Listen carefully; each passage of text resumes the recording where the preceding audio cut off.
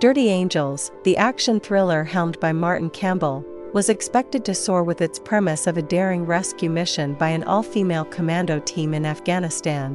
However, what should have been a gripping narrative turns out to be a disappointingly flat and uninspired film. The film's biggest sin is its failure to develop its characters beyond superficial archetypes. Eva Green is given a role that feels like a shadow of her capabilities, with her character, Jake, reduced to cliched action hero tropes. The rest of the cast are similarly underserved by a script that prioritizes action set pieces over character depth. There's no emotional investment in these characters, making their journey feel devoid of stakes or meaning. The script is a mess, filled with stilted dialogue that feels like it was written for a much less nuanced film.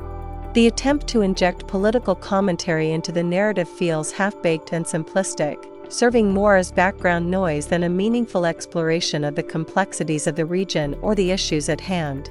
The plot is predictable, with twists that are telegraphed from miles away, leading to an ending that's neither satisfying nor surprising.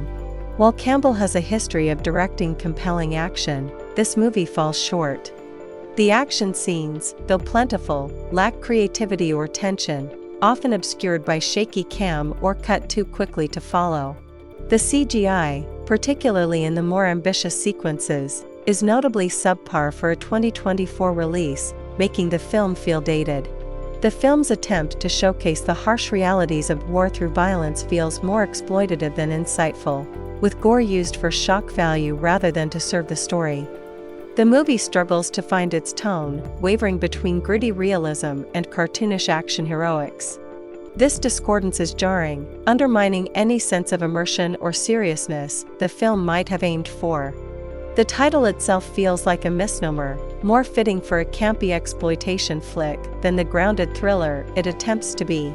Martin Campbell's direction here seems to lack the vibrancy and assurance of his past work. The film feels like a checklist of action movie cliches executed without passion or innovation. The setting of Afghanistan, with its rich cultural backdrop, is used more as a generic backdrop for conflict rather than a character in its own right. In the end, this movie represents a squandered opportunity to tell a compelling story with strong female leads in a high-stakes scenario.